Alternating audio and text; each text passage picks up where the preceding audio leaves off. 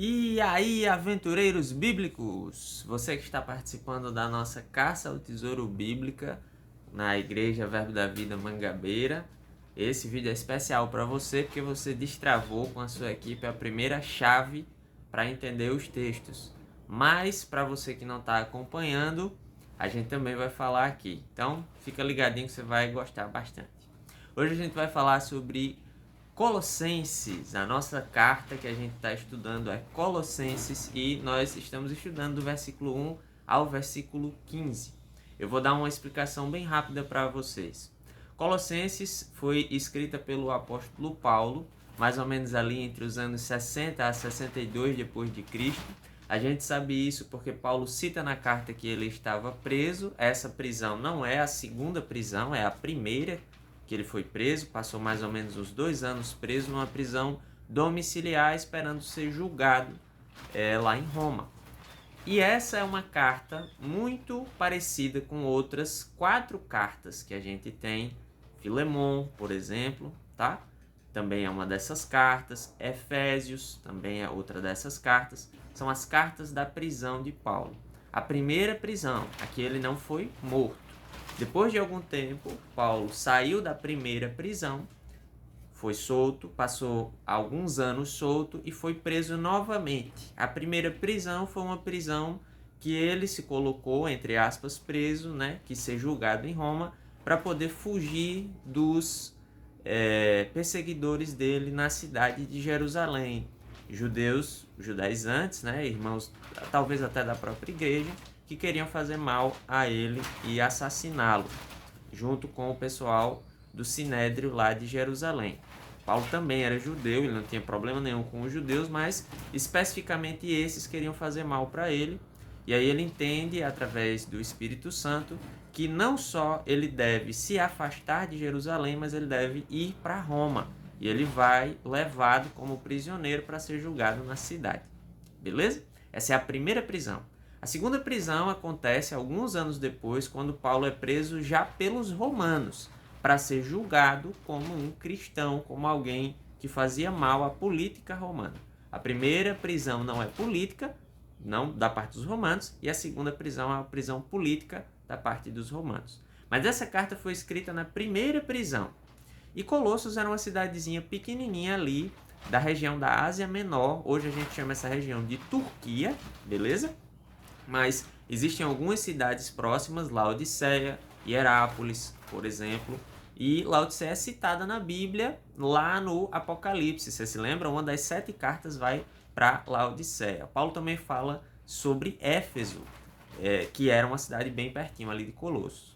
A igreja não foi fundada por Paulo, ela foi fundada por um homem chamado Epáfras. Epáfras era um discípulo de Paulo, e esse discípulo ouve de Paulo e começa a pregar naquela região, que eram cidadezinhas muito próximas, né? Aqui como se fosse João Pessoa e Sapé, por exemplo, ou João Pessoa e Campina Grande, são cidades bem próximas, né? E ele começa a pregar naquela região, e essa pregação dá frutos e se cria uma igreja em Colossos que foi fundada pelo apóstolo Epáfras. Muito bem, essa fundação aconteceu, a igreja ia muito bem. Paulo elogia essa igreja dizendo que ele fica muito feliz pelo amor que ela demonstrava para com os irmãos e fica realizado por isso também pela fé que a igreja possuía. Esses são os rudimentos para você entender a carta. Outra coisa que a gente precisa entender é que Paulo está escrevendo para uma igreja, ele não está escrevendo para descrentes, beleza? E essa igreja, apesar de ser elogiada, tinha um pequeno probleminha. Estava acontecendo uma heresia muito específica naquele lugar. A heresia que a gente chama de heresia dos Colossenses. A gente nunca conseguiu estudar muito profundamente porque ela era uma coisa muito particular dessa cidade. Não acontece em muitos outros casos na Bíblia. Mas a gente sabe que essa heresia era fundamentada na diminuição da figura de Jesus para os colossenses através do ensino de pessoas que vieram de outra cidade. Eles começaram a dizer que Jesus não era essa figura tão importante no cristianismo. Sim, ele tinha vindo, ele tinha morrido, mas ele era só um anunciador. Ele não era a figura principal, não era por causa dele que os colossenses, iriam ficar na vida eterna, ter a salvação.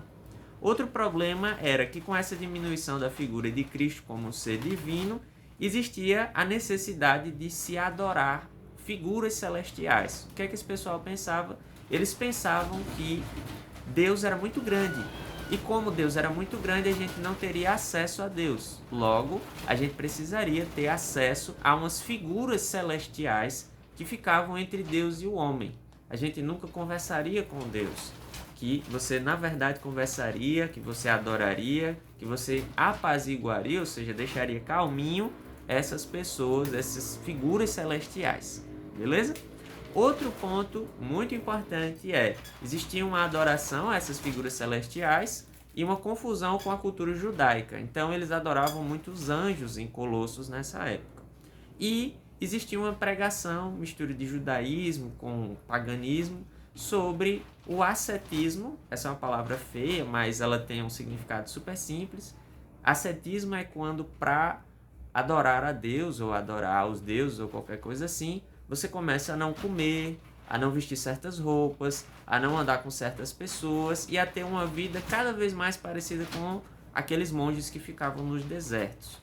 Ou seja, é agradar a Deus através de se tornar cada vez mais pobre, mas não só de dinheiro, pobre também de desejos, pobre de vivências. Então, geralmente os ascéticos, eles não conversam muito, eles não saem na rua, eles ficam afastados, beleza? Só um pequeno exemplo.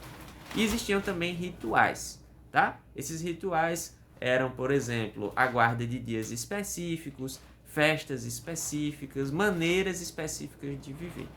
Paulo, então, vai escrever essa carta. Ele vai primeiro fazer uma apresentação, como era muito comum, dizer quem é que está escrevendo, que era o apóstolo Paulo, que pode não ter sido escrito com a mão dele. Para quem não sabe, Paulo tinha um probleminha de vista já nessa época, tá? Então, muitas cartas não foi ele que escreveu com a mão, ele assinava essas cartas e ditava para alguém ir escrevendo, tá bom? E Paulo vai fazer essa apresentação e vai fazer uma saudação, que era muito comum na época nas cartas, a gente sabe disso pelos estudos, mas ele dá uma modificada. Paulo era maroto, ele era meio nordestino. Ele modificava essas cartas, esse jeitinho de escrever, e no lugar da saudação ele fazia uma bênção, e a bênção é para a igreja dos Colossenses, para que eles sejam cheios de 3 coisas. E esse é o tema dessa carta, é o tema desses versículos. A primeira delas, eles precisam conhecer o jeito de Deus, como ele pensa e como ele age. Como ele pensa e como ele age. E aqui no Nordeste a gente chama isso de jeito. Por exemplo, se você receber uma ligação de uma pessoa tentando imitar a voz do teu pai, ou do teu esposo, ou do teu irmão, você saca logo nos primeiros segundos que não é aquela pessoa que está falando. Por quê? Porque a pessoa que está imitando falsamente, ela não consegue imitar o jeito daquela pessoa falar com você. Você já pensa logo, mas meu pai não fala essa palavra, ele não age dessa maneira, ele não me chama disso. Não é assim que ele pensa. Então Paulo fala primeiro para que eles, ora para que eles sejam cheios do conhecimento, do jeito de Deus, a maneira como ele pensa, a maneira como ele age. Conhecedores de Deus, conhecedores da vontade de Deus, da maneira como ele pensa e como ele age, Paulo ainda ora por outras 2 coisas. Ele ora para que eles tenham a sabedoria, que em grego significa experiência adquirida. A pessoa que viveu muito tem muita experiência, por isso ela é sábia. Então Paulo fala sobre a sabedoria espiritual, ou seja, Paulo ora para que eles tenham o conhecimento de Deus e para que eles tenham experiências profundas com Deus, a ponto de saberem como ele pensa e como ele age. E em terceiro, Paulo vai orar para eles terem entendimento espiritual. Pode parecer a mesma coisa, entendimento e sabedoria, mas não é. Entendimento tem uma relação com seguir o raciocínio. Sabe quando uma pessoa está contando uma piada ou falando uma história e ela diz assim, e aí, caiu a ficha? Quando a gente diz caiu a ficha, ou então tá ligado, a gente está, na verdade, perguntando, tu acompanhou o raciocínio? Tá seguindo a linha do raciocínio? Ou seja, Paulo ora para que eles não só conheçam a Deus, tenham experiências com Deus, mas fiquem sempre, continuamente, o tempo todo, seguindo esse raciocínio. Essas são as 3 chaves da sabedoria, as 3 chaves do caminho para a sabedoria, que Paulo vai orar justamente para combater essa heresia. Eu espero que você tenha gostado. Ficou um vídeo um pouquinho mais longo, mas os outros vão ser um pouquinho mais curtos, porque a gente já apresentou o contexto para vocês. Deus abençoe e aventureiros da caça ao tesouro bíblica, fiquem espertos porque vocês destravaram a primeira semana, a primeira perícope, a primeira parte que a gente leu da Bíblia, e agora a gente vai para a segunda parte do capítulo 1. Beleza? Cheiro no coração. Tchau!